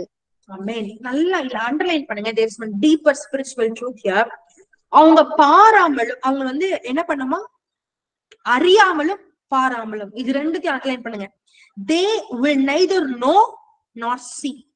இன்னைக்கு பிசாசு நல்லா கவனிங்க. இது ரெண்டுமே உங்களுக்கு வேணும். இது நீங்க ஜெபிக்கணும். ஒரு யுத்த காலத்துல இருக்கிற நீங்களும் நானும், ஒரு ஸ்பிரிச்சுவல் வார்ஃபேர்ல இருக்கிற நானும், டெலிவரன்ஸ் செய்யற நீங்களும் நானும் என்ன பண்ண தெரியுமா? இந்த டூ இஸ் வெரி இம்பார்ட்டன்ட். முதலாவது பாருங்க, அறியாமல். அவனோட மெயின் திங் தெரியுமா? நல்லா கவனிங்க. பிசாசு இதுதான் செயல்படுது ஃபர்ஸ்ட். அதாவது ஸ்பிரிட் ஆஃப் டிப்ரெஷன் இதுக்குள்ள இருக்கு, ஸ்பிரிட் ஆஃப் கன்ஃபியூஷன் இருக்கு, ஸ்பிரிட் ஆஃப் லஸ்ட் இருக்கு, ஐயோ இந்த பொல்லாத குண்டலினி இதுக்குள்ள இருக்கு இல்ல, இந்த மாதிரி அவனை அறிந்துட்டோன்னு வச்சுக்கோங்களேன், அப்பவுமே அவன் ஆட்டத்தை ஸ்டாப் பண்ணிடுவான். ஐயோ என்னை கண்டுபிடிச்சிட்டாங்க அப்படின்ற ஒரு பயம் இருக்கும். ஹல்லேலூயா. இன்னைக்கு நிறைய பேருக்கு என்ன தெரியுமா? அறியாமையினாலதான் கர்த்தருடைய ஜனங்கள் they are going into captivity என்ற ஒரு சங்காரமாகிறார்கள் ஒரு வசனம் இருக்கு. without knowledge certain people are going into captivity ன்னு சொல்லி ஜெரேமியால வசனம் இருக்கு. இன்னைக்கு நீங்க பாத்தீங்கன்னா the first thing which you and I have to know is spiritual understanding. நல்ல நோட்ல எழுதி வச்சுக்கோங்க. we need to know the schemes of the devil. hallelujah. we need to spiritually understand. எத்தனை பேருக்கு புரியுது? you have to know. அவன் தெரியாம இருக்கணும்னு நினைக்கிறான். அப்ப நீ என்ன பண்ணணும்? தெரிஞ்சுக்கணும்னு ஆசைப்படணும். ஹல்லேலூயா. அவனுக்கு தெரியணும் என்ன ஸ்பிரிட் செய்யுது, என்ன எங்க டோர் ஓபன் பண்ணிக்க, எப்படி உள்ளவா, நான் என்ன செய்யணும், எப்படி இதெல்லாம் செயல்படுது, எப்படி அட்டாக் பண்றான், இத பத்தி நீங்க முழுமையாய் அறிந்து கொள்ளும்படி கர்த்தர் நமக்கு எதிர்பார்க்கிறார். வாசிங்கர் வசனத்தை கொலோசியர் 1வது அதிகாரம் 9வது வசனம் வாசிங்களேன். இந்த ஸ்பிரிச்சுவல் அண்டர்ஸ்டாண்டிங் குறித்து நம்ம பார்க்க போறோம். கொலோசியர் 1:9. இதே நிமித்தம் நாங்கள் அதை கேட்ட நாள் முதல் உங்களுக்காக இடைவிடாமல் ஜெபம் பண்ணுகிறோம். நீங்கள் எல்லா ஞானத்தோடும் ஆவிக்குரிய விவேகத்தோடும் அவருடைய சித்தத்தை அறிகிற அறிவினாலே நிரப்பப்படவும் சகலவித நற்கிரியைகளும் ஆகிய கனிகளை தந்து தேவனை அறிகிற அறிவில் விருத்தி அடைந்து கர்த்தருக்கு பிரியம் உண்டாக அவருக்கு பாத்திரராய் நடந்து கொள்ளவும் சந்தோஷத்தோட கூடிய எல்லா பொறுமையும். இல்ல இங்கிலீஷ்ல நீங்க பாத்தீங்கன்னா இப்படி ஒரு வசனம் இருக்கு 9th verseல. I ask that you may be filled with the knowledge of his will in all wisdom and spiritual understanding. கர்த்தருடைய சித்தம் என்னன்றதை அறிந்து கொள்ள you need understanding and spiritual understanding and wisdom.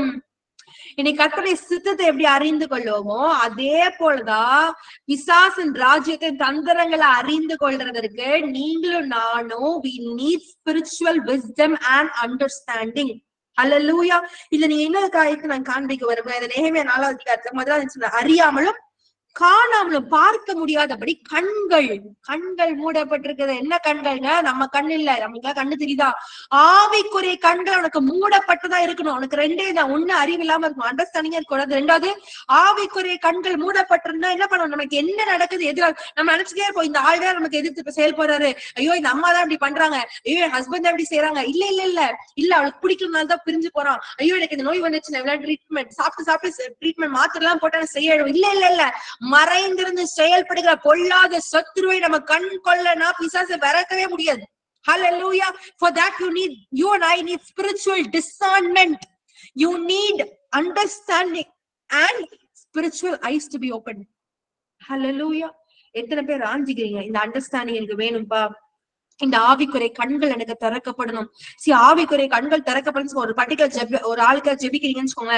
அப்ப பின்னாடி என்னப்பா இருக்கு, என்ன மறைந்து இருக்கு, நீங்க கேட்கும் போதே கர்த்தர் டிஸ்கிரிமினேஷன் இருக்கு, காசு இருக்கு, இந்த மாதிரி லஸ்ட் இருக்கு, இந்த மாதிரி பொல்லாத ஆவி இருக்கு, ஜெனரேஷன் எல்லாத்தையும் கர்த்தர் காமிப்பார். இன்னைக்கு அதை வைத்து பிசாசை கண்டுபிடிச்சீங்கன்னு வச்சுக்கோங்களேன், ஈஸியா வெளியே தள்ளிடலாம். ஹல்லேலூயா. இன்னைக்கு அப்படிப்பட்ட பவர்ஃபுல்லான இன்னொரு வசனத்தை நான் வாசிக்க நினைக்கிறேன். எபேசியர் 1வது அதிகாரம் 17-18 வசனங்கள் வாசிக்கீங்களா? எபேசியர் 1:17-18. நம்முடைய கர்த்தராகிய இயேசு கிறிஸ்துவின் தேவனும் மகிமையின் பிதாவுமானவர் தம்மை நீங்கள் அறிந்து கொள்வதற்கான ஞானத்தையும் தெளிவையும் அளிக்கிற ஆவியை உங்களுக்கு தந்தருள வேண்டும் என்றும், தாம் நம்மை அழைத்ததினாலே நமக்கு உண்டாயிருக்கிற நம்பிக்கை இன்னதென்றும், பரிசுத்தவான்களிடத்தில் தமக்கு உண்டாயிருக்கிற சுதந்திரத்தினுடைய மகிமையின் ஐஸ்வர்யம் இன்னதென்றும், தாம் கிறிஸ்துவை மரித்தோரிலிருந்து எழுப்பி அவரிடத்தில் நடப்பித்த தமது பலத்த சத்துவத்தின் வல்லமைபடியே விசுவாசிக்கிறவர்களாகிய நம்மிடத்திலே காண்பிக்கும் தம்முடைய வல்லமையின் மகா மேன்மையான மகத்துவம் என்னதென்றும் நீங்கள் அறியும்படிக்கு அவர் உங்களுக்கு பிரகாசம் உள்ள மனக்கண்களை கொடுக்க வேண்டும் என்று வேண்டிக் கொள்ளுகிறேன். என்ன பண்ணுமா? பிரகாசம் உள்ள மனக்கண்கள். இங்கிலீஷ்ல வாசிக்கணும் enlighten my spiritual eyes Lord ன்னு ஜெபிக்கணும். ஆவிக்குரிய மனக்கண்களை இது எல்லாமே பாத்தீங்கன்னா கர்த்தருடைய ராஜ்யத்தை அறிந்து கொள்றதுக்கு மாத்திரம் கிடையாது. பிசாசின் தந்திரங்களை அறிந்து கொள்றதுக்கு we need spiritual understanding and we need our spiritual eyes to be opened. எல்லாருக்குமே ஆவிக்குரிய கண்கள் இருக்கு. அப்ப ஆவிக்குரிய கண்கள் தாங்கப்பான்னு ஜெபிக்காதீங்க, திறக்கப்படணும்பான்னு ஜெபிக்கணும். ஹல்லேலூயா. இன்னைக்கு இப்படிப்பட்ட ஜெபத்தை நம்ம செய்யணும். சரியா? சரி, இந்த 2 காரியம். இந்த 2 காரியத்தை நம்ம பார்க்கும் பொழுது இது ரெண்டுத்தையும் செய்யுங்கன்னு சொல்லி பார்க்கும்போது இந்த ஸ்பிரிச்சுவல் ஐஸ் குறித்து நம்ம பார்க்கிறோம்ல. ஒரு பிப்ளிக்கலான எக்ஸாம்பிள் நம்ம பார்க்கும்போது சிரிய ராஜா வந்து எலிஷாக்கு எதிர்த்து வரும்போது 2 ராஜாக்கள் நோட் பண்ணிக்கோங்க, 2 ராஜாக்கள் 6வது அதிகாரத்துல 14-17 வசனங்கள். அவங்க எதிர்த்து வரும்போது எல்லா ரதங்களோட வரும்போது ஐயோ இவ்வளவு பேர் இருக்காங்கன்னு சொல்லி எலிஷா கிட்ட வந்து கேயாசி கேட்பார், அவரோட வேலைக்காரன கேயாசி. அப்போ கேயாசிக்கு வந்து கேயாசி எலிஷா சொல்லுவாரு, உன் கண்கள் திறக்கப்படும் பொழுது நீ பாப்ப அப்படின்னு சொல்லும் போது அவன் கண்கள் திறக்கப்படுறதுக்காக செபிக்கும் பொழுது சுத்தி பார்க்கும்போது எத்தனையோ குதிரைகளும் ரதங்களும் இருக்கிறத நம்ம பார்ப்பாங்க. அந்த அந்த தூதர்கள் எல்லாம் பாளையம் இறங்கி இருக்கிறத பார்க்க முடியும். ஹல்லேலூயா. எப்போ ஆவிக்குரிய கண்கள் திறக்க முடியும். When your spiritual eyes are open, you can see angels, you can see demons, you can see unclean spirits, you can see everything in the spiritual realm. ஹல்லேலூயா. ஆவிக்குரிய பிரகாரங்கள், ஆவிக்குரிய மண்டலங்கள் இருக்க எல்லாத்தையும் உங்களால பார்க்க முடியும். எப்ப தெரியுமா? ஆவிக்குரிய கண்கள் திறக்கப்பட்டிருக்கும் பொழுது. Hallelujah. So this is a necessity, the spiritual understanding and நம்ம ஆவிக்குரிய கண்கள் திறக்கப்படுகிறது ரொம்ப ரொம்ப ரொம்ப அத்தியாவசிய தேவையா இருக்கிற ஒரு காரியமா இருக்குது. சரியா? சரி, இதுக்கப்புறம் நடக்கிற ஒரு காரியம் என்ன தெரியுமா? சரி, இதுக்கப்புறம் என்ன நடக்குதுன்னா இவங்க எல்லாரும் வந்து கெட்டிட்டே இருக்காங்க. திருப்பிக்கோங்க மறுபடியும் நெகேமியா 4வது அதிகாரத்துல நடக்கிற அடுத்த ஒரு காரியம் என்னன்னா 13வது வசனம் வாசிங்களேன். அப்பொழுது நான் அலங்கத்துக்கு பின்னாக இருக்கிற பள்ளமான இடங்களிலும் மேடுகளிலும் பட்டயங்களையும் ஈட்டிகளையும் வில்லுகளையும் பிடித்திருக்கிற ஜனங்களை குடும்பம் குடும்பமாக நிறுத்தினேன். ஆமென். நடக்கிற அடுத்த ஒரு காரியம் என்னன்னு பாத்தீங்கன்னா, எங்கெல்லாம் திறந்திருக்கோம் அங்க எல்லாத்தையும் நீங்க ஆயுதம் பிடிச்சி ஏந்திட்டு இருக்கும். நீங்க ஃபுல்லா மூடலன்னு வச்சுக்கோங்களேன், டெவில் கேன் என்டர். நீங்க அப்ப என்ன பண்ணா விழித்திருந்து நம்ம பார்க்கலாம். அந்த ஸ்பிரிட் ஆஃப் கன்ஃபியூஷன் உள்ள வரும்போது மூடாம இருக்கிற சில இடங்கள்ல பாத்தீங்கன்னா you have to make the warfare. Hallelujah. நீங்க அந்த வெப்பன், இந்த வெப்பன்லாம் என்ன அர்த்தம் தெரியுமா? 2 இது வாசிச்சீங்கன்னா தெரியும் உங்களுக்கு. எபேசியர் 6வது அதிகாரத்துல எபேசியர் 6வது அதிகாரத்துல 10-18 வசனங்கள். டைம் இல்லை நம்மளுக்கு, பட் நீங்க பொறுமையா வாசிங்க. எபேசியர் 6வது அதிகாரம் 10-18 வீட்டுல போய் வீட்டுல இருக்கும் போது நீங்க திறந்து வாசிங்க. நம்ம மாம்சத்தோட ரதத்தோட நம்ம வந்து போர் செய்யல, துரைத்தனங்களோடும் அதிகாரங்களோடும் மானமண்டலுக்கு பொல்லாத பிசாசு சேனைகளும் நம்ம வந்து போர் செய்யறோம்.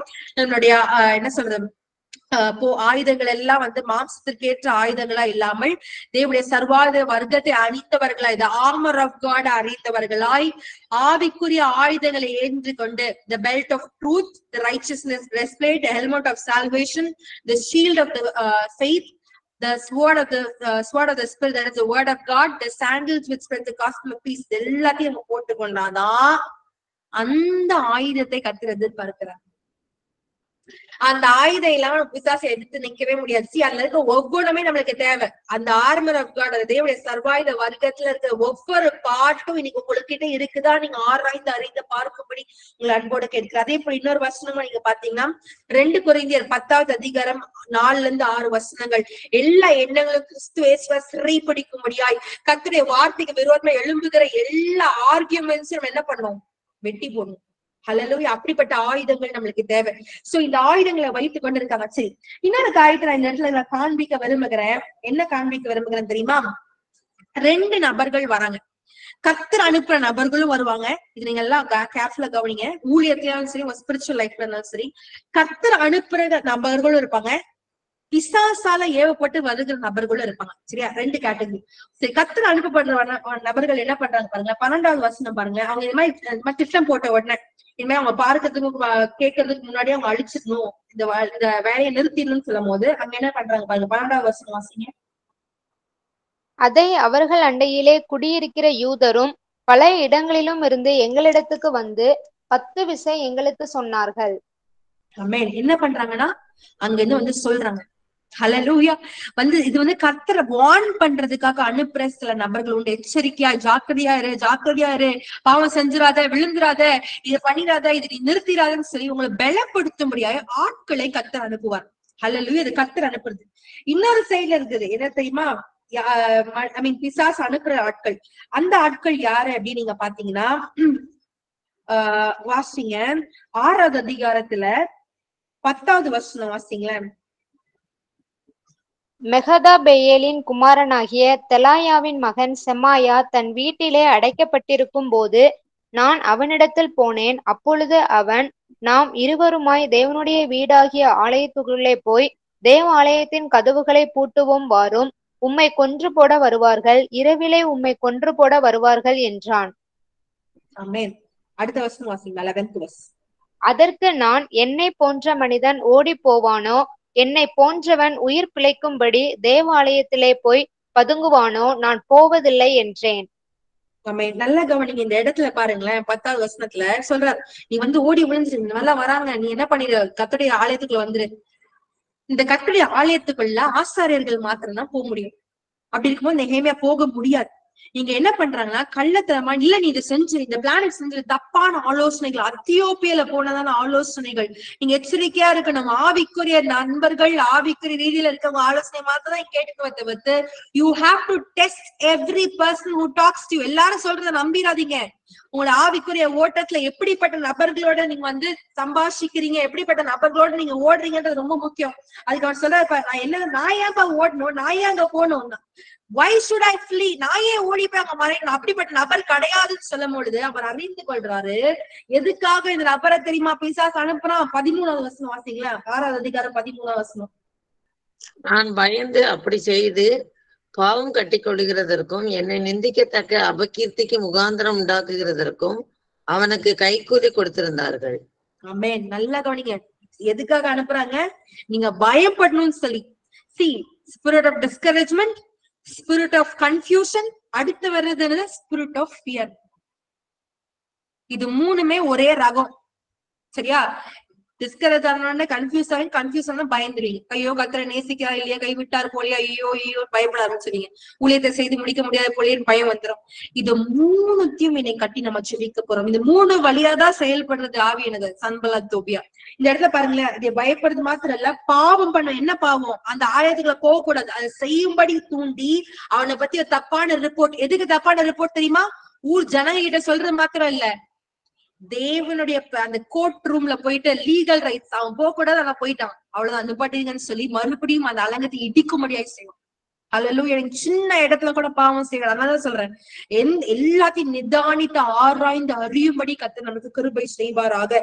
சோ இந்த 2 பேர்கிட்ட நம்ம என்ன பண்ணணும்? ஜாக்கிரதையா இருக்கணும். சரி, இதுக்கு அப்புறம் என்ன நடக்குதுன்னா, எல்லா வாழை ஏந்தி நம்ம வந்து அதாவது 4வது அதிகாரத்துல நம்ம இன்னும் சில காரியங்களை பார்க்கும் பொழுது என்ன நடக்கும் தெரியுமா? எல்லாரும் வந்து என்ன பண்ணுவாங்கன்னா, பாதி பேர் வந்து வேலை செய்வாங்க, பாதி பேர் என்ன பண்ணுவாங்கன்னா காத்து வாட்ச்மேன் மாதிரி நிப்பாங்க. வாசிங்க பாக்கலாம், 4வது அதிகாரம் 16வது வசனம் வாசிங்களேன். அன்று முதற்கொண்டே என் வேலைக்காரரில் பாதி பேர் வேலை செய்தார்கள், பாதி பேர் ஈட்டிகளையும் பரிசைகளையும் வில்லுகளையும் கவசங்களையும் பிடித்து நின்றார்கள்.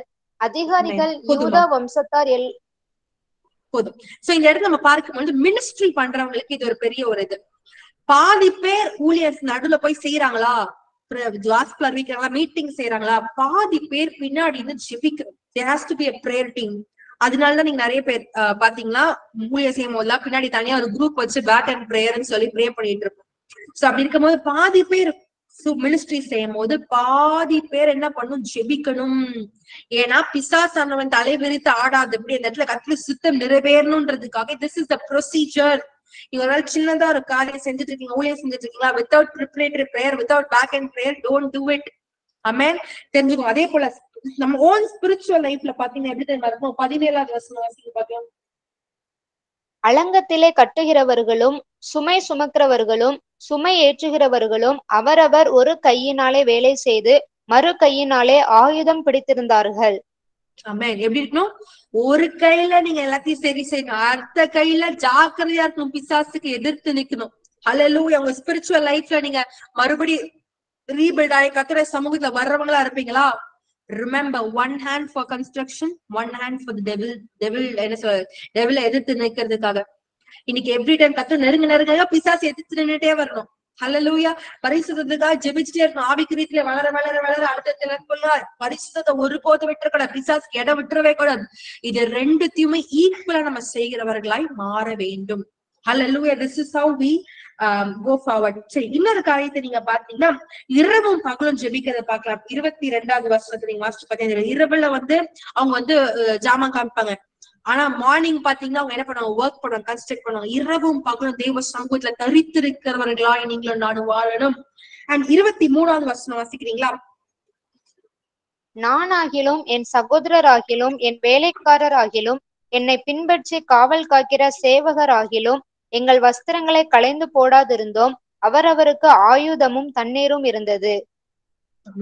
என்ன நடக்கு தெரியுமா? அவங்க வஸ்திரத்தை, அதாவது அவங்க ஆர்மரை, அவங்களோட ட்ரெஸ்ஸ எப்ப கலட்டுவாங்களாம், வேற எப்பவுமே இந்த ஆர்மரை கலட்ட மாட்டாங்களாம், வாஷ் பண்ணும்போது மட்டும் தான் கலட்டுவாங்களாம். ஹல்லேலூயா. இதுக்கு என்ன தெரியுமா அர்த்தம்? ஆவிக்குரிய ரீதியில அவங்க எப்ப தெரியுமா அவங்க முழுமையா ஒப்பு கொடுத்து எப்ப அமைதியா இருப்பாங்க தெரியுமா? when they wash their selves with the word of God. இன்னைக்கு நம்மளுக்கு இதான் வாசிங்க அந்த ஒரு வசனத்தை மாத்திரம். எபேசியர் 5வது அதிகாரம் 26வது வசனம் வாசிக்கிறீங்களா? எப்பவுமே அவங்க ஆவிக்குரிய ரீதியில அந்த இருக்கிற ஆர்மரை, தேவனுடைய சர்வாயுத வர்க்கத்தை ஒருபோதும் அவங்க இறக்கி வைக்கணும். எப்பவுமே வாஷ் பண்ணிட்டே இருப்பாங்க. ஆனா அவங்களோட கிளோத்ஸ், அவங்களோட என்ன சொல்ற சரீரத்துல இருக்க அழுக்கு எல்லாத்தையுமே வாஷ் பண்ணணும், அறிக்கை சுத்திகரிச்சு தினந்தோறும் நம்ம பார்க்கணும்ல. பிலிப்பியர் 2வது அதிகாரம் 12வது வசனத்துல தினந்தோறும் பயத்தோடு நடுக்கத்தோடு ரட்சிப்பை காத்துக்கொள்ள நம்ம கிளென்ஸ் பண்ணிட்டே இருக்கணும். அப்படி இருக்கும்போது எப்படி கிளென்சிங் நடக்கும்? வாசிங்க வசனத்தை வாசிங்க. எபேசியர் 5:26. தாம் அதை திருவசனத்தை கொண்டு தண்ணீர் முழுக்கினால் சுத்திகரித்து பரிசுத்தமாக்குகிறதற்கும் கரைதிரை போதுமா? சோ எந்த பாவமும் இல்லாதபடி வார்த்தையினால் சுத்திகரிக்கணும். You have to cleanse yourself with the word. Hallelujah. That is the only time they remove the clothes. அதாவது என்னன்னா நீங்க சுத்திகரித்து கொண்டே இருக்கணும் அப்படின்றது அர்த்தம். இன்னைக்கு எத்தனை பேர் பைபிள் வாசிக்கிறது சும்மா கிடையாது. நல்லா கவனிங்க. பைபிள் வாசிக்க வாசிக்க வாசிக்க வாசிக்க வாசிக்க சுத்தமாய்க்கொண்டே இருப்பீங்க. Hallelujah. You will be washed and washed and washed. இன்னைக்கு அதோட சேர்த்து ஆவிக்குரிய ரீதியில நீங்க என்ன பண்ணணும்னா வாளை ஏந்துகிறவர்களாய், அதாவது என்ன அர்த்தம்? தேவனுடைய சர்வாயுத வர்க்கத்தை அணிந்தவர்களா நம்ம செயல்படும் போதுதான் இந்த பொல்லாத ஆவியை நம்ம மேற்கொள்ள முடியும். அண்ட் அதே மாதிரி நீங்க பாத்தீங்கன்னா 6வது அதிகாரத்துல அவங்க மீட் பண்ணலான்னு கூப்பிடுவாங்களா? கூப்பிடும் போது 4-5 தடவை லெட்டர் அனுப்பிச்சிட்டே இருப்பாங்க. 4 தடவை லெட்டர் அனுப்புவாங்க. 5வது தடவை பாத்தீங்கன்னா லெட்டர் எழுதிருப்பாங்க. என்ன தெரியுமா லெட்டர்? இது பாத்தீங்கன்னா கெட்டி முடிச்சதுக்கு அப்புறம் 6வது அதிகாரம் என்னன்னா, கெட்டி முடிச்சதுக்கு அப்புறம் நடக்க ஒரு கொடுமை என்னன்னா மீட் பண்ணணும்னு சொல்லுவாங்க. நீங்க ஜாக்கிரதையா இருக்கணும். சும்மா மீட் பண்ணிட்டு போலாம், சும்மா வரேன், ஆவிக்குரிய நல்லா ஸ்ட்ராங் ஆயிடுவீங்க, சும்மா வரேன். அதே மாதிரி நீங்க ஆவிக்குரிய மினிஸ்ட்ரி செய்யற போது நல்லா ஜாயின் ஆகி நல்லா பிளரிஷ் ஆகிட்டு இருக்க முடியும். தேவையில்லாத நம்பர்களோட சம்பாஷணை செய்யக்கூடாது. நல்லா நீங்க மினிஸ்ட்ரி செய்யறவங்க சொல்றேன், தேவையில்லாத நம்ம உங்க சுயத்துல ஐயோ நல்லா பிரசங்கம் பண்றாரு, நம்ம போய் என்ன பண்ணலாம், போய் அவரை கூப்பிட்டு மெசேஜ் கொடுக்க வைக்கலாம், நம்ம போய் அவங்க கூட சேர்ந்து ஜெபிக்கலாம், அவங்க கூட நான் போறேன், அப்படிலாம் எதையும் செய்யாதீங்க. Be very very very very careful. உங்களோட ஆவிக்குரியது நல்லா வந்து சரி நான் நல்லா ஆயிட்டேன், நல்லா ஜெபிக்க நல்லா பண்ணிட்டேன், ஒரே இடத்துல வெளியே போய் இந்த நபர் கூட போயிட்டு வந்துடலாம். அவங்க என்ன தெரியுமா பண்ண வேணான்னு அந்த இடத்துல நெகேமியா பண்ற ஒரு காரியம் தெரியுமா? எனக்கு இதோட நிறைய வேலை இருக்குங்க, எங்கெல்லாம் வர முடியாதுன்னு சொல்லுவாரு. எங்களுக்கு தெரியுமா 6வது அதிகாரம் 3வது வசனம், நான் ஒரு பெரிய வேலை செய்யறதுனால வர முடியாது, நான் எப்படி இந்த வேலையை விட்டு போவேன்? இதுதான் உங்களோட மைண்ட் செட்டா இருக்கணும். You should reply the same thing. சத்ரு உங்களுக்கு டெம்பன ஆட்களை மீட் பண்ணணும்னு சொல்லி கூட்டிட்டு வரும்போது, போன் கால் வரும்போது என்ன தெரியுமா, ஐயோ எனக்கு ஒரு உன்னத அழைப்பு இருக்குங்க, நான் ஊழியம் செய்து கொண்டிருக்கேன், நான் கர்த்தருடைய என்ன சொல்றது ஒரு ஸ்டூவர்டா இருக்கேன், நான் ஒரு சர்வெண்டா இருக்கேன், நான் எப்படி இதெல்லாம் விட்டுட்டு வர முடியும், நான் எப்படி ஆவிக்குரிய நான் ஜெபிக்கிற வேலை இது, நான் ஜெபிக்கிற வேலை நான் வரமாட்டேன். ஒருபோதும் நீங்க கெட்டி முடிச்சதுக்கு அப்புறம் கூட இல்லாதபடிக்கு எச்சரிக்கையா இருங்கள். ஹல்லேலூயா. அதே போல பாருங்க, அப்ப வரலன்னு சொன்ன உடனே அடுத்து என்ன தெரியுமா நடக்குது? வாசிங்க பாக்கலாம். 6வது அதிகாரத்துல 6வது வசனம் வாசிங்களேன்.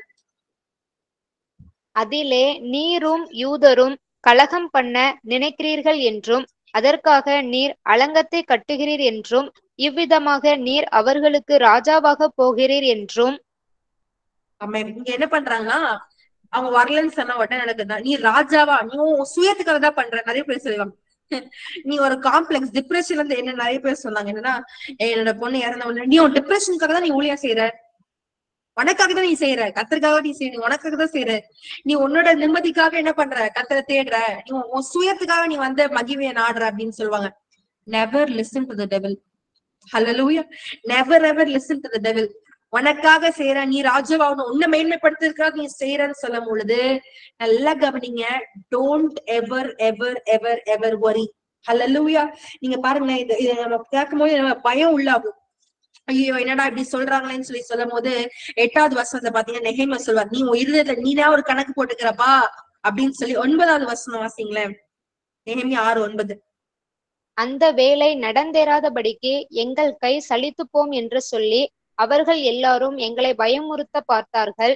ஆதலால் தேவனே, நீர் என் கைகளை திடப்படுத்தி அருளும். ஆமென். அவங்க பயம் உறுத்துறாங்க. Final thing is spirit of fear.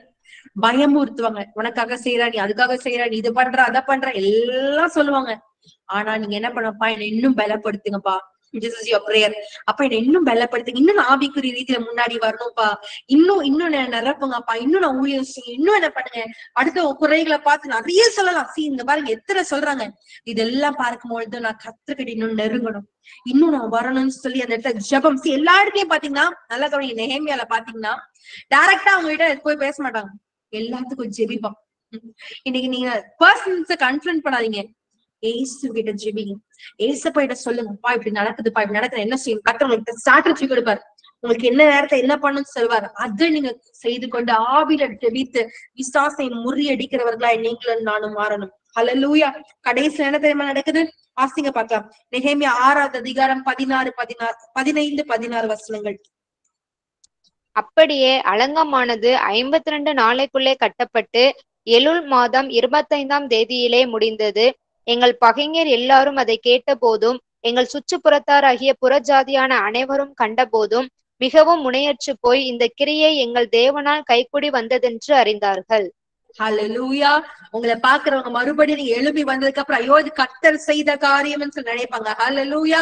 ஒரு நாள்ல முடியலங்க, ஆனா 52 நாள்ல முடிஞ்சது. சகோதரியே, இன்னைக்கு சோர்ந்து போயிட்ட, ஒரு நாள்ல மறுபடியும் ரீகெயின் பண்ண முடியல, ஸ்பிரிச்சுவல் லெவல்ல மேல ரீகெயின் பண்ண முடியல, இல்ல ஊழியத்தை செய்ய முடியல, இல்ல 52 நாட்கள்ல கர்த்தர் மறுபடியும் உயிர்ப்பித்தார் எருசலேமின் அலங்கங்கள்ல. அதே போல உங்களையும் என்னையும் உயிர்ப்பிக்கிறது எத்தனை நாளா இருந்தாலும் சரி. Don't be discouraged, don't let the devil oppress you, don't let the spirit of Sanballat and Tobiah discourage you. Amen. எல்லாத்தையும் அவங்க என்ன, எல்லாரும் முன்னாடி பிசாசு முன்னாடி என்ன சவால், இது கர்த்தர் செய்திருக்காரவர்களுக்காக.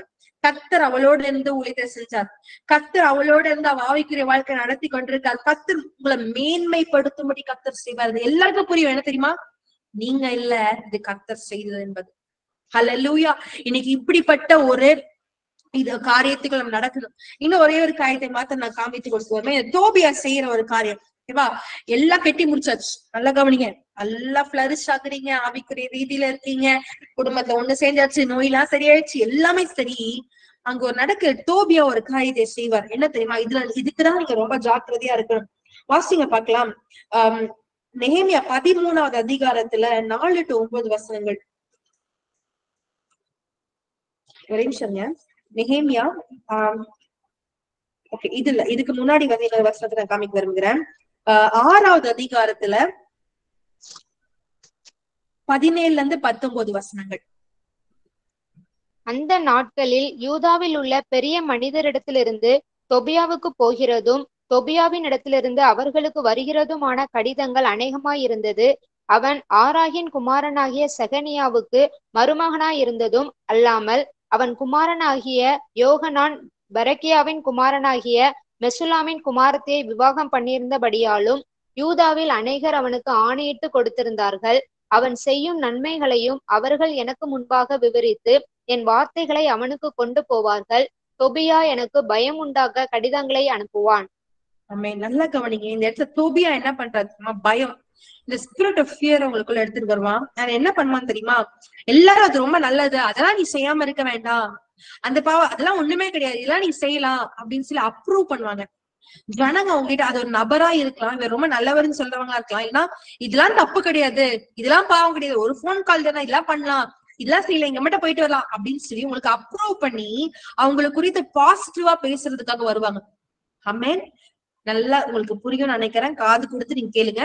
நபர்களா இருக்கலாம், இல்லைன்னா ஒரு செயலா காரியமா இருக்கலாம், மத்தவங்க அப்ரூவ் பண்ற மாதிரி நற்கிரியைகளை குறித்து மேன்மை பாராட்டுகிறவர்களா இருக்கலாம். ஆனா அது என்ன பண்ண தெரியுமா, உள்ள பயத்தை கொண்டு வரும். ஐயோ நான் திருப்பி பின்னாடி விழுந்துருவனோ, ஐயோ என்னால கெட்ட முடியாம போயிருவோமோ அப்படின்ற ஒரு பயத்தை எடுத்துட்டு வரும். அப்புறம் என்ன நினைக்குது, பயத்தோடு நிறுத்தல. வாசிங்கள நெகேமியா 13வது அதிகாரத்துல 4-9 வசனங்கள் வரைக்கும் வாசிங்க. இதற்கு முன்னே எங்கள் தேவனுடைய ஆலயத்தின் அறைகளை விசாரிக்க வைக்க வாசிங்க 13:4-9. இதற்கு முன்னே எங்கள் தேவனுடைய ஆலயத்தின் அறைகளை விசாரிக்க வைக்கப்பட்ட ஆசாரியனாகிய எலியாசிப் தொபியாவோடே சம்பந்தம் கலந்தவனாய் இருந்து முற்காலத்தில் காணிக்கைகளும் சாம்பிராணியும் பனிமுட்டுகளும் லேவியருக்கும் பாடகருக்கும் வாசல் காவலாளருக்கும் கட்டளை பண்ணப்பட்ட தானியம் திராட்சரசம் எண்ணெய் என்பவைகளிலே தசம பாகமும் ஆசாரியரை சேருகிற படைப்பான காணிக்கைகளும் வைக்கப்பட்டிருந்த இடத்தில் ஒரு பெரிய அறையை அவனுக்கு ஆயத்தம் பண்ணியிருந்தான். இதெல்லாம் நடக்கும்போது நான் எருசலேமில் இல்லை, பாபிலோன் ராஜாவாகிய அர்த்தசஷ்டாவின் 32ஆம் வருஷத்திலே நான் ராஜாவின் இடத்திற்கு போய் சில நாளுக்கு பின்பு திரும்ப ராஜாவின் இடத்தில் உத்தரவு பெற்றுக்கொண்டு எருசலேமுக்கு வந்தேன். அப்பொழுது எலியாசிப் தொபியாவுக்கு தேவனுடைய ஆலயத்து பிரகாரங்களில் ஒரு அறையை ஆயத்தம் பண்ணினதினால் செய்த பொல்லாப்பை அறிந்து கொண்டேன். அதனால் நான் மிகவும் மனமடிவாகி தொபியாவின் வீட்டு தட்டுமுட்டுகளை எல்லாம் அந்த அறையிலிருந்து வெளியே எறிந்து விட்டேன். பின்பு நான் அறை வீடுகளை சுத்திகரிக்க சொல்லி தேவனுடைய ஆலய பணிமுட்டுகளையும் காணிக்கைகளையும் சாம்பிராணியையும் அங்கே திரும்ப கொண்டு வந்து வைத்தேன். ஆமென். சில என்ன புரியுது, இந்த தொபியா என்ன பண்ணுவான் தெரியுமா? நல்லா எல்லாம் வளர்ந்து எல்லாருக்கும் போது தப்பான ஒரு சம்பாஷணைக்குள்ள உறவுக்குள்ள போய் நல்லதான்பா, ஒண்ணும் இல்லப்பா, தப்பு இல்லப்பா, இதுல ஒரு பொண்கால் தப்பு இல்லை, இந்த நபர் கூட பேசுறது தப்பு இல்லை, இந்த யூடியூப் பாக்குறது தப்பு இல்லை, ரீல்ஸ் பாக்குறது தப்பு இல்லைன்னு சொல்லி உள்ள வந்து அந்த ஆலயம் என்பது சொன்னது யாரு? நம்மதான். நம்ம சரீரம் தான் தேவனுடைய ஆலயம். அந்த ஒரு ரூம், நம்ம இருதயத்துல ஒரு இடத்தை பிடிச்சி உள்ள எல்லா குப்பையும் வச்சுட்டு தபியாக்குனே இருக்கு இடம். அந்த இடத்தை விட்டு என்ன பண்ண நேமியா வந்து அறிந்திருக்கணும். அவன் ரொம்ப become deeply distressed and he throws everything from that room outside. ஹல்லேலூயா.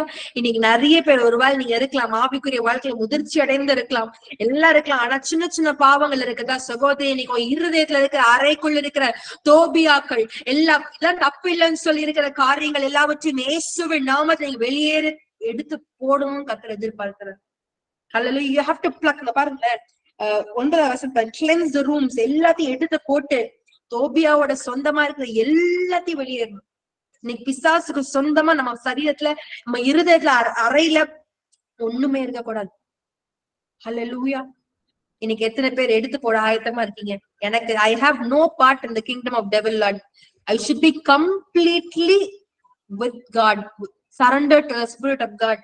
இன்னைக்கு அப்படிப்பட்ட வாழ்க்கைதான் கர்த்தர் எதிர்பார்க்கிறார். இன்னைக்கு நம்ம பார்க்கிறோம்ல, சன்பல்லாத் தோபியா இப்படிதான் வருவான். நீங்க இப்படிதான் செயல்படணும். கர்த்தர் தெளிவாய் பேசியிருக்கிறார்ன்றதை நான் வந்து விசுவாசிக்கிறேன். எத்தனை பேருக்கு இது பயனுள்ளதா இருந்தது?